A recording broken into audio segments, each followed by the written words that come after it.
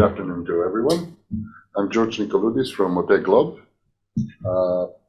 Well, I missed my presentation, so I'm not going to take a lot of your time. I'm just going to share with you a couple of things. First, we are very happy and proud to be sponsoring CC messaging meeting here today. And I represent OTEGLOBE. OTEGLOBE is the international wholesale arm of OTE, of OTEG Group.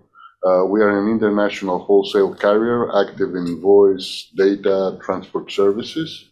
And recently, the last couple of years, I should say, we are touching the messaging area also. So we are a newcomer versus some of you that you've been working in that field for a longer time than us. And hopefully we will join your success. I think we can move on to the next part of business. We've lost some time, so I'll join you, gentlemen. So you don't make any presentation? No, yes, no introduction. Okay, good. So welcome everyone to this RCS messaging panel. I see it looks like that this disruptive technology has a lot of attention here from everyone. So I would like to introduce shortly to our panelists. We have here Rafael from Infobip. Maybe you just say 1, 2, 3 sentences about yourself. I'm Rafael Novak. I'm representing Infobip. I'm responsible for mobile operator partnerships in the DACH area and the CE area. And we are currently, let's say, speeding up with connecting RCS in this region. Thank you very much. Be you shortly, very short. George Nikoloudis said it already, so let's move on. Very good. And we have also Igor here. Maybe if you change the screen, please. We can see Igor from Lang. Hi. Glad to be here. Glad to join the panel. My name is Igor Skutsinya. I work for Lang Telecom. I'm an RCS team leader and business development manager for the IT solutions in Lang. Very good. Thank you very much. And I think we are all right. Bernard is not in. Is not here, right? Okay, good. So we see the 2 panelists are missing. They read my questions yesterday, so they did not show up. Looks like they hear it. No, I'm joking. I'm joking. Good. So the first teasing question I have for you, gentlemen. Rafael, are you using RCS personally? Interesting questions. So far, only for testing. Only for testing. So. Yeah, I'm based in Vienna, Austria, and Austrian mobile network operators are still not didn't reach the stage to offer RCS to the market. But in other countries where we do it, I'm testing it. So the short answer is no. No. Okay. George? No. No. Being an iPhone user. You're an iPhone user? Yeah. Ooh, tough. Igor, are you using RCS personally, privately? For testing. For testing. Okay. I see. Okay. Yeah. Okay. I don't even use it for testing, so I'm really. Let me give you a view. I've been here, and I'm the only guy that is using a mask in this conference. I do feel like RCS. Everybody knows about RCS as COVID, but it seems nobody cares. You know, if I describe it, this is how I see it. So, you know, like when I'm using the mask, I'm just wondering, is it something wrong with me or with everybody else? Very, very good comparison. So let me then bring that into the next question. There is always kind of a race, right? SMS and RCS. So who's winning the race? What is the score? What do you think right now? Is more SMS or more RCS winning this game? George, what do you think? Even you're a greenhorn in this market. Well, I'm a newcomer in this market, but I come from the operations, sales, but mainly operations. So always I look something in the end, what we achieve and if we deliver something. So I do know with SMS always it's delivered. And I do know that all the guys in my phone book no matter if they use in their day-to-day life WhatsApp, iMessage, RCS or whatever, still they'll receive my SMS. I'm not quite sure if I'll send an RCS message if someone will see it. So, like, it's not an answer, but it's a reality for me. When things go bad, when I don't have a 3G or 4G, still I send an SMS. Okay, so for you, clearly SMS is right now winning. At this point, yes. At this point. Igor, what is your opinion? Personal opinion. I think that it's not really it's not SMS versus RCS. I mean, obviously the SMS has a huge head start, like 30 years of enough time to make some progress. But the thing is, the RCS is basically the same. I mean, it's an upgrade of SMS. They play on the same side. It's countering OTTs. It's countering social networks. In actually and other channels of delivering content that are trying to take away some of the SMS share. Yeah, I think that they're on the same side. It's not like SMS versus RCS. It's SMS plus RCS versus everybody else. Okay, thanks a lot. That brings me to the next question. What do you say now? Also to tease you a little bit, Igor. So our industry calls RCS like SMS 2.0. Are you still convinced that RCS is really SMS 2.0? What do you think? Yes, of course. I mean, that's $1 million question as to why didn't they call it SMS 2.0 from the get-go. I mean, every time I would, especially like in the earlier days, 2017, 2018, when we just started just learning about RCS, half of all the questions were, well, what is it all about? I mean, what is RCS? I mean, who do I talk to in the organization that that could provide some helpful feedback, et cetera, and actually knows about it? If it would have been labeled as SMS 2.0, it would have been a lot easier to market, I think. But I mean, what's done is done, and I think it is essentially because it's basically an upgraded operator channel for delivering messages and other content. So if RCS is SMS 2.0, my next question, Rafael, is will RCS kill SMS one day? What do you think? I don't think so. I mean, we are speaking about two different communication methods, communication ecosystems. The same discussion was when WhatsApp entered and so on and so on. It's all about omni-channel right now. You will have different flows that will be used on RCS. I mean, RCS is dialogue. SMS is not that much about dialogue, especially the rich media dialogue. You will have, I will give you an example, basically. We are running campaigns for a few mobile network operators at this moment, and they are running campaigns to their own subscriber base, upselling campaigns, retention campaigns, and it's working. It was done previously on SMS. Right now it's being done on RCS. It's working minimum 3 times better than, it's performing 3 times better than SMS. But it's this one approach, we are testing right now.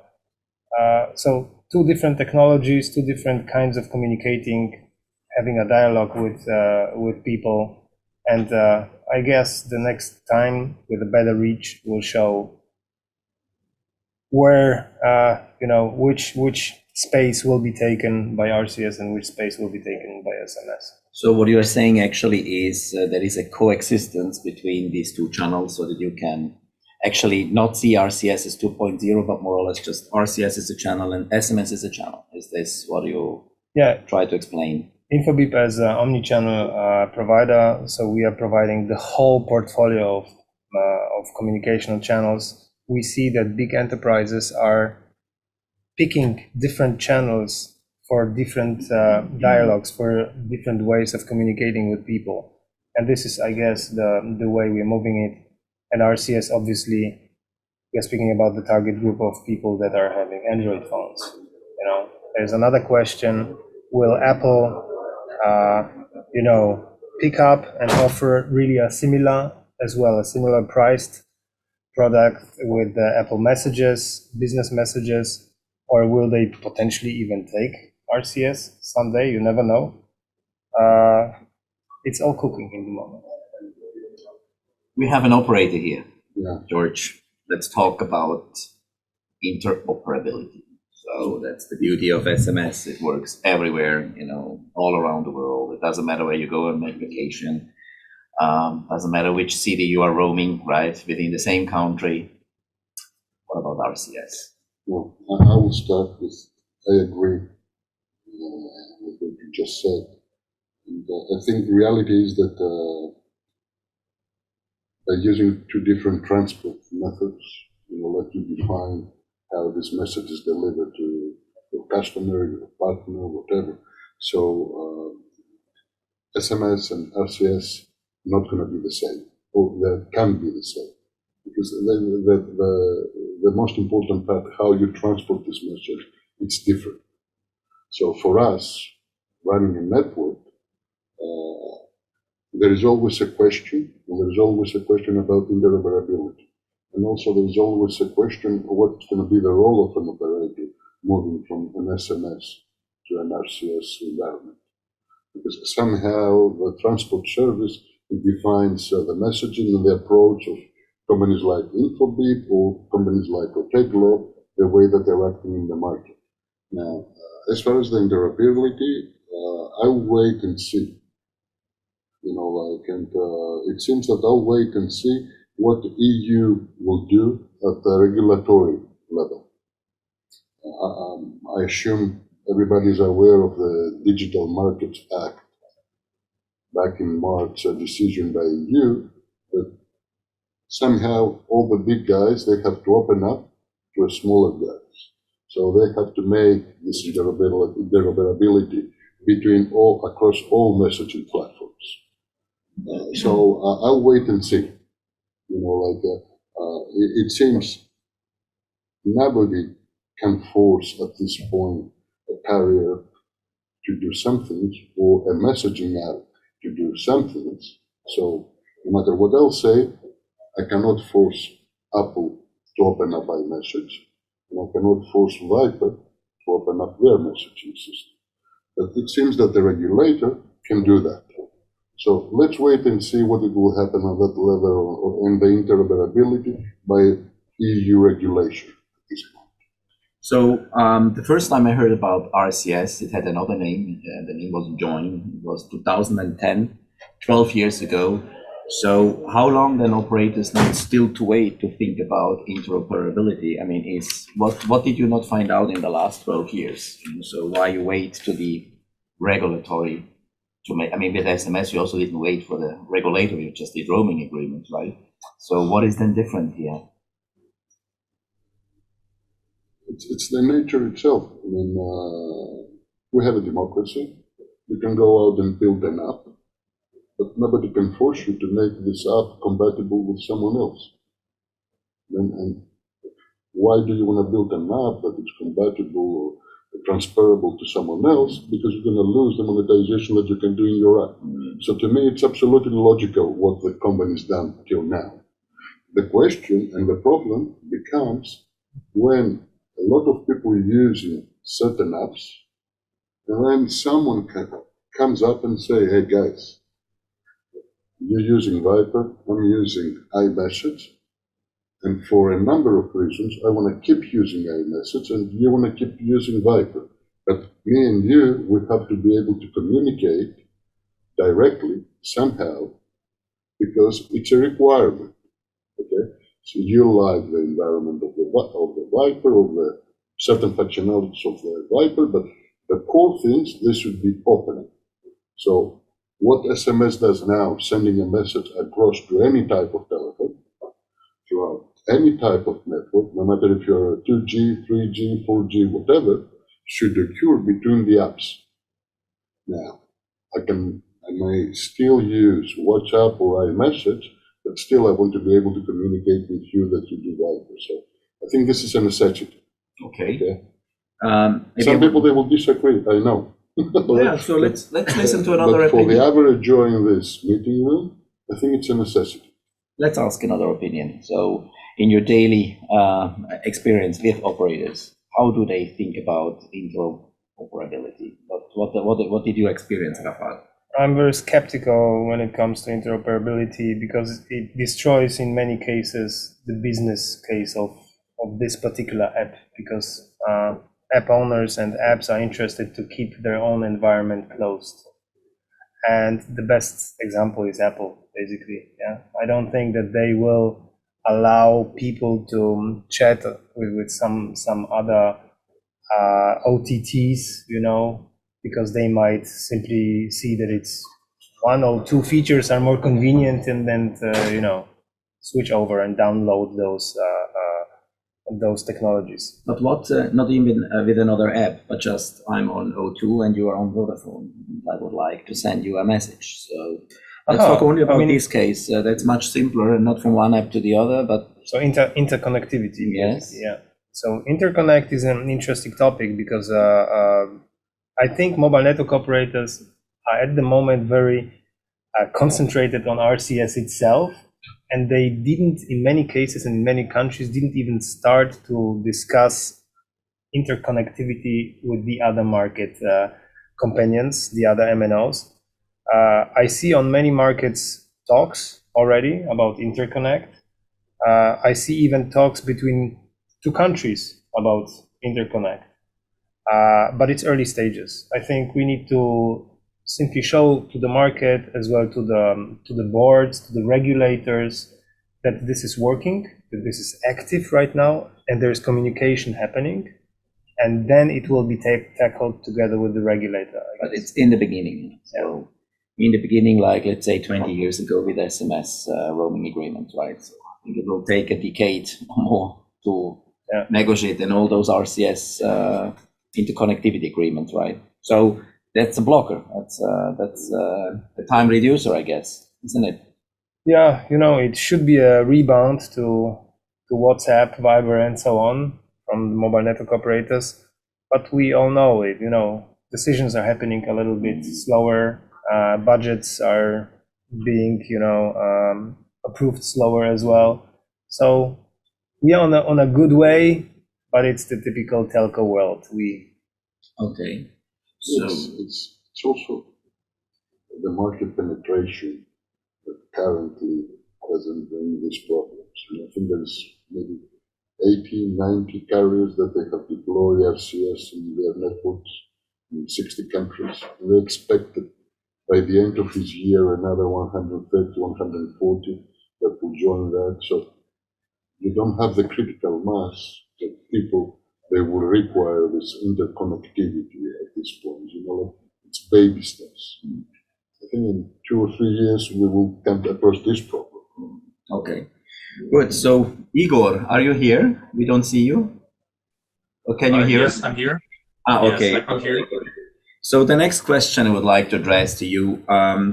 So can RCS be compared to messengers like Telegram, WhatsApp, Viber, and so on? And what is the difference actually? Why is RCS, let's say, better? I think it kind of will resonate with the questions and the answers from the earlier. It's RCS is it's some things that operators and regulators could be pushing along, and the thing about actual spread the technology and working with regulators is what differs is from WhatsApp and Viber, etc. Because Viber and WhatsApp, they operate on their own terms. Facebook is known to be difficult to working out the details of some cases. It's very difficult when something goes on and you need to investigate the business case. And this is the large difference between RCS and SMS versus OTTs and messengers and social networks. The thing is, it kind of to follow up with what was said earlier, the spread of technology is making RCS available. Technology isn't as heavy as it used to be. There are options on the market where you don't need to kind of deploy all the RCS network elements within the operator's network. There are some companies that offer cloud-hosted solutions, and which this is basically what we expect would happen with RCS in the next few years. It would be like a deployment of those hosted solutions that would make the technology available, that would make it a lot easier for operators to enroll. And since the regulators cannot work with something that is basically a concept or a design that could be changed along the way, they would like to work with something real, something that they understand, they at least would kind of try to understand how exactly it's working and how exactly do you regulate and control it. Then with this technological availability and with transparency that the operators would bring, it's going to be a new page, I think. I hear in this panel from all of you words like regulator and process and so on. And but if you compare, let's say, the speed of features, what applications, let's say, like Telegram is putting, they are completely giving another pace. I mean, they don't take it easy in 12 years. I mean, they bring up new features every 2 weeks, and nice features, disruptive features. So RCS, how much did RCS change, let's say, in the last 12 months? I think Telegram brought, I think, about 100 changes and new features. What happened in the RCS world? Only feature-based, let's say, in this technology. Rafal, is it still the same? No, within the last 2 months, maybe not that much on the features. 12 months. 12 months, maybe not that much on the features. I mean, there is a solid set of features that is, in my opinion, enough for a good dialogue-based multimedia channel, which you can use as well with chatbots and so on and so on. The reach is the most crucial factor here. So within the last 12 months, we see a huge push on so many markets where mobile network operators are picking up, activating, reassigning many agreements. So you asked about features, but for me, this is the main important thing, because so reach is a feature. Sure, because so I just read yesterday, Telegram has now 700 million daily users. They reached that yesterday. So RCS, do they have now today 700 million? No, but it's not about let's say. How much? Around 450. Telegram. I mean, RCS, the most important topic is, from my perspective, was the end-to-end encryption that they had last year. But it's critical, at least for personal communications and for authentication. But yes, reach is something that you cannot beat. You know, I would like to add to this question, so that we can explain to the audience regarding RCS with the status, because it's a technology which is more than a decade old at the end. Let's face it, as it is, so a little bit younger than fax. That was a nasty one. And then you have messengers like Telegram, or WhatsApp, Viber, WeChat, and so on, which has an incredible innovation pace. So how can we survive, with RCS, we as operators in this industry, or our industry, compared to those very, very high pace innovators like the messengers? Maybe there is one big factor. It's operator run. So we are building campaigns for the Deutsche Telekom in Germany, and since last time I was here, we were showcasing the first campaign. We have provided 50 different campaigns so far, upselling, retention campaigns, and it's simply working very well. But when mobile operators are running campaigns to their own subscriber base and they see better results, then suddenly millions and millions of people are getting those messages, are exchanging in a dialogue, and they are being educated. So operators have this very important power here to actually place the product with millions of people and make it available, and actually let them understand it's already there. Yeah, you just have to use it, and it's basically the same as all the other channels. OTT channels that you're using, only more convenient.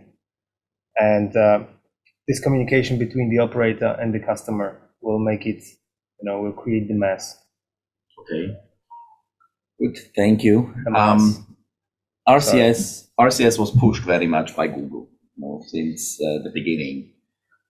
Maybe Igor, what did Google do in the last 12 months? What achievable, remarkable change? Just 12 months. These are 365 days, so I think a lot of time. What happened? I think I would reflect the vision of all of our panels. If they did some remarkable things and they reached the milestones, they certainly weren't that loud about it. Perhaps they're launching some new features, perhaps they're enhancing something, but the whole of industry, I don't see any like major changes being like visible. Maybe that's one of the features of Google's strategy, and perhaps they're mimicking Apple in that regard. I mean, Apple is notorious as for like if they launch new features, nobody knows even like a day before or a week before what exactly is going to happen, and maybe that's the part of this Silicon Valley strategy. That's what I can say. So at the end, you don't know what Google has done in the last 12 months. Not really, but the thing is, since Google is now like exploring a different strategy than it used to like 5 or 6 years ago, even 4 years ago, when they were basically going along with the operators and pushing the operators to and helping them all the way, since they're trying to kind of go rogue. Perhaps it's a good thing for operators because they have an opportunity to use their connections with regulators to enhance the technology that they have and work with the regulators, with local regulations to have their vision of RCS reflected in legislation, etc. I mean, any kind of problem is basically a challenge that kind of works for all the market participants. And if Google has trouble expanding, and if Google has trouble adding new features that they would like to brag about, perhaps it's the chance for us, the operators and the wholesalers and the other technical providers that provide the RCS platforms to operators to actually lead the way, to have the initiative and perhaps bring the RCS the way we see it. Okay, thanks a lot, Igor. RCS and IoT, or machine to machine. Is this a topic? Is this useful? What do you think? Or is it a pure A2P thing? Yeah, we were discussing it yesterday, actually. IoT. I mean, in terms of IoT,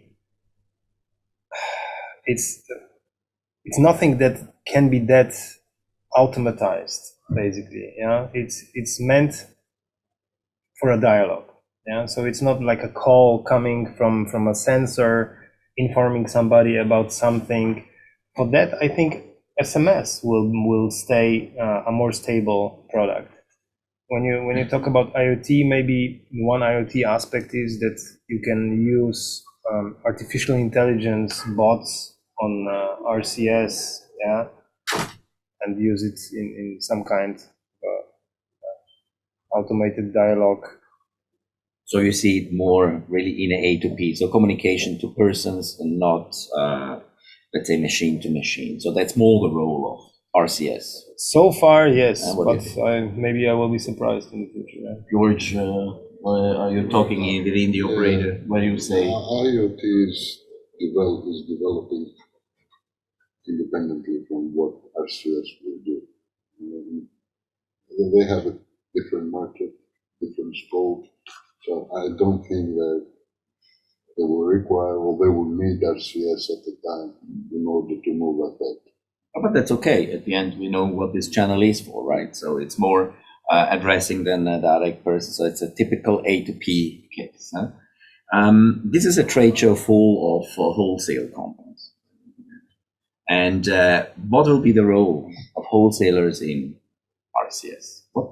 Is there a trading opportunity, an aggregation? What does it mean all for us? Or is it more a concept like the winner takes it all and the whole money goes to the operator only? Mr. Operator. George, what do you say? Actually, I have the opposite idea that I think RCS will allow non-operators to have access to the eyeballs of an operator in a much easier way than currently with the SMS, I would say. And you see this push from a lot of companies that they try to take you out of the SMS world and move you to closed user group like WhatsApp or Viber or whatever, because they can bypass the operator. Okay. So I'll leave it there for the time being, because as I said, I would like to see how things will change, if there is a certain regulation that will be applied to the market, how the messaging apps they have to open up, or if they're allowed to stay closed user groups, because this is what they are currently, you know. It's messaging app, it's a closed user group with its own restrictions, rules, and community. So Igor, for SMS traders in this conference, what do you think? Do they have a business opportunity with RCS? Are they able to aggregate and resell and do wholesale business out of RCS? What do you think? This is exactly what our model is pursuing right now. We're trying to build an international RCS hub that would connect the operators around the world, regardless of the RCS, like universal profile, the technological platform that is being used, the rollout strategy. We all know the case with Japan where the RCS is being deployed very, very differently than in the rest of the world. And I think this is exactly where the wholesalers and the middle people that we all are in the wholesale world would have their chance, because the different platforms, different regions, different legislations, etc., would acquire some party that could be connecting them to each other regardless of what they use. And to kind of come back to the previous question regarding the technology, this is exactly also a chance for the wholesalers to kind of reinvent themselves. You know, any professional that doesn't learn a new skill every 3 to 4 years is having difficulty in the workplace. And the same thing goes with business. If you don't add new services, if you don't add new features, then you know you're stalling, and it's going to be hard for you to compete. And the technology that RCS brings, the wonderful things what you saw in Barcelona and in February, like there is an opportunity to add streaming video in RCS. Obviously, everyone knows about the location being integrated into RCS if necessary. The same thing goes with payments. The same thing goes with with many features. So all those things that could enhance the RCS channel would also bring new value to the enterprises that we all serve. It would bring the new opportunities, and basically that would be both the strategy of generating a new service, but also if those technologies would be rolling out smoother, would be rolling out faster, and providing more value with enterprises. This is how exactly we take away the market from OTTs. I mean, WhatsApp's been pretty idle for the past like 3 or 4 years. I mean, service-wise, they're trying to launch business messaging, but there are obviously some difficulties with expanding with that channel. They are still, no matter how rich and powerful, they are still just one company with pretty limited workforce. Not everyone's working on rollout on business on WhatsApp business messaging, and this is the opportunity for RCS operators, because there are so many of them. They can bring so much technology, so much opportunity, so much workforce. Just the leaders that could make a difference. I think this is exactly how the RCS would develop. Okay, thanks a lot, Igor. Let's talk about pricing models for RCS, because I think that's rather crucial. You know how much time you spend to explain the brand, let's say Coca-Cola, how much this RCS campaign will cost. What I observed is that more or less every operator is cooking well with its own pricing sheet. Rafael, what do you see? Do you see a trend that they sit down together, these operators, at least in one country, and to synchronize their pricing scheme to make life easier actually afterwards to resell it to the brands? Do you see there some tentatives, or everyone is cooking his own soup? How How do you see that? First of all, it's not WhatsApp that offers you, let's say, unified price around the globe. Yeah, we have different countries, we have different SMS pricing, and in most cases, the prices for RCS are being defined based on the SMS price. Yeah, so it has not to undermine the SMS, yeah, but coexistently working together in a market. So in a market like Germany with a higher SMS price, when you go into a market like Poland with a much lower SMS price, the RCS pricing is totally different. Yeah. So if you have a bank that asks you for an offer for 5 different countries on RCS, you need to explain yourself. Yeah. It's very complex at this moment.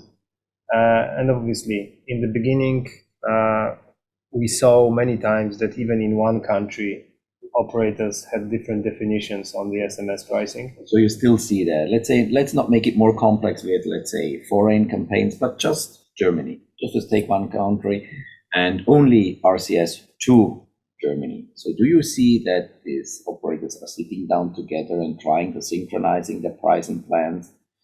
Don't say it must be the same price, but at least the same pricing concept, like sessions and broadcasts or whatever. Do you see that there is a tendency, or again, is everyone cooking his own soup? No, Germany is an exemption, and it's orderly over here, and we have unified pricing across the country. So that's unified. Yeah. So you see that also in other countries that this is happening, that operators are sitting down together and synchronizing their way how to charge. Not in that extent like in Germany. So okay. Aggregators will have to educate the markets as well. Okay, I think that's rather important, that operators sit down and synchronize at least the pricing scheme. So let's come to a very teasing question. Okay, it's about Apple. You already said that. So Apple still shows really no interest to introduce RCS. And there, by the way, Igor, you said that Google did not announce so much. Last week, the Android community posted a video. It's really funny with a Kanye West song, asking Apple, to introduce RCS because they are sick of the green and the blue bubbles. So they, no, not the Kanye West, Drake, the rapper Drake. They ask for help to this guy. I mean, it's really funny. It sounds a little bit desperate, but you have to see the video. It's cool. So Apple is really still not showing any reaction. Then is RCS? Can RCS be successful without Apple in the boat? We see. Because we are Apple partners and we are providing Apple business messages as well to the market in our portfolio. So when we speak to big enterprises and we offer them RCS, we offer them ABC as well. Yeah. So you can have this full reach through aggregators. Obviously, I don't believe that Apple will take RCS because it's coming from outside. It's never happened so far at Apple that something that big was allowed to engage directly with your own product. So actually that's the chance then for this industry, for the audience here, to aggregate, let's say, because they will not integrate, but you can make an aggregation model as an aggregator by exactly. Apple offer Apple Business Chat and RCS. Take Switzerland, which with one of the highest Apple coverage in Europe, it's like 50-50. Yeah. So if you want to offer something real solid to a huge company that wants to have this, let's say, native multimedia dialogue, then it's ABC and then RCS. Yeah. So it's a coexistence. Yeah. What do you think, George? Well, I do agree. It's difficult to move Apple from the position that they take. And I do know that Google has tried a lot over the last couple of years to port an RCS app from Apple domain environment. I think it wasn't successful. I go back to my initial statement that someone else has to do that. I don't think that the industry has shown over the years examples where people, when they see a problem, they sit down, discuss it, and solve it.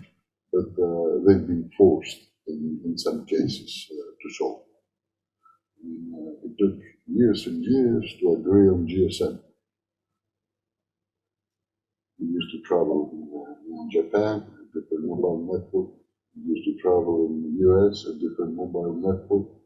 It took a lot of time to agree on the transport layer. It took a lot of time to agree on the LTE network or the 5G network. Imagine how difficult it is in companies that they do monetize their product.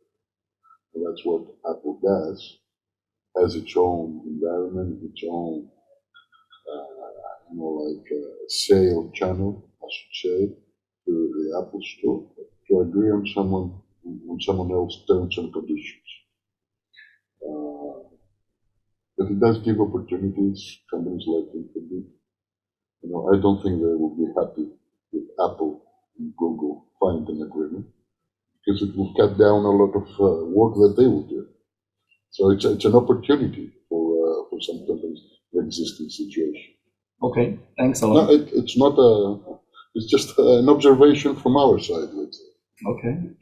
So we come to the end of this panel. I have a last question to the panelists. Igor, if you would like to make the start. My last question is, where will be RCS from today in 1 year? So next June, what do you think? What's happening in the next 12 months? I think, well, I mean, from our perspective, we're looking forward to launch our RCS hub in A2P at least. We will provide international connectivity between the operators using different platforms. And we're also looking forward to launch RCS connectivity together with our technical partner and on a certain operator group that is not yet RCS capable, but we definitely look forward to work with them and make sure that they have the value, the maximum value from enabled RCS. So this is what we can do, and we basically would like a whole industry to follow our example, kind of push the technology further since it's becoming cheaper by day, and help each other to launch and enroll new operators, new networks, new regions, and enhance the technology by getting the feedback from the enterprises. Okay, thanks a lot. Rafael, where is RCS in 12 months? Next June here, where are we? What did we achieve? Yeah, two factors, connecting new mobile network operators and what's in our sales funnels. And we have really interesting clients waiting for markets to be opened on this wide scale where every MNO is joining the party. And we see that at this moment of time, we have really a lot of integrations, yeah, and in countries which we didn't expect that will come right now. Central European region is coming very hard. Even Eastern Europe is picking up right now. So it will be a very interesting year and a year of a lot of integrations and of course pilot projects as well. Thank you very much. You started this panel, you had the first words, now you have the last words. Well, I'm not a magician, so to look at the ball and say that it will be in 12 months, but I do believe that it will be a much more mature time for RCS 12 months. I do see that the deployment that it's occurring currently and the way things are moving, they do look that 12 months from now it will be a more mature time for RCS. I mean, we will see the problems. I think there's enough time to solve some of the problems in the next 12 months. And just wait to see, as I said, we're in the beginning. I do believe RCS will sign by 2025, 2026, when the reach will be there. Because it takes some time. It's critical. Reach was the most critical part of it. Like how are you going to reach it? Okay, thanks a lot. Thank you. It's lunchtime. I think you're all hungry. If you have any questions. Yes. I have more a statement. First of all, I support George. You know, with the mask, okay? The statement really is that, you know, the definition of RCS is, you know, I think we're trying to be very strict on it because, you know, everybody uses RCS if you're boarding a plane. Your boarding card is a form of RCS telecom. You know, I mean, so I think it's something that just goes into our lives. Is it boarding card not also an MMS? All the data that's on the boarding card. Yeah, but can you not just send the QR code via MMS already almost 20 I'm years? saying, I think we're trying to make it like an abstract item, you know, but I think it's already in our daily lives anyway. I mean, you mean the rich content what you transport. So exactly. This is what you mean, not the channel. Yeah, the idea is. Yeah, Ira? My name is Ira. You mentioned the billing model, and Rafael mentioned that the RCS billing model is based on the prices of SMS in the different countries, similar to what WhatsApp has done. Don't you think that SMS, which already is an imbalanced billing model, is the wrong billing model to start from with RCS? Yeah, Would it make and more sense to RCS as a particular value proposition that's different from SMS, rather than going down the same rabbit hole? but you need to consider the politics at this moment. If an operator is investing in a new channel parallel to an existing channel, they don't want to cannibalize it in the beginning. I think in the beginning we will have to live with that parity, price parity to like connectivity to SMS, just because they don't want to undermine, one department doesn't want to undermine the other department. And we are talking about the telcos. It's in their hand. Huh? Yeah. Keep in mind that I'm not a mobile operator myself. Mobile operators already, they have to deal currently with Volta roaming and how they're going to be charging each other on a new channel. And it's a pain for them currently, what they will do.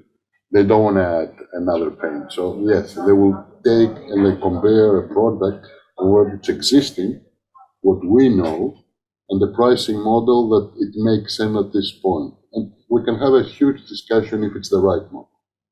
It's a huge discussion if we're going to start charging on a bit level, if we're going to charge on a millisecond level, or whatever. We can have this discussion about a lot of things that are coming. It's a lot of disruption already out in the market. You don't want to start disrupting your pricing models currently. Not at the same time as the case. Any other questions? Good. So thanks a lot to the panelists. Thank you, Igor, George. Have fun.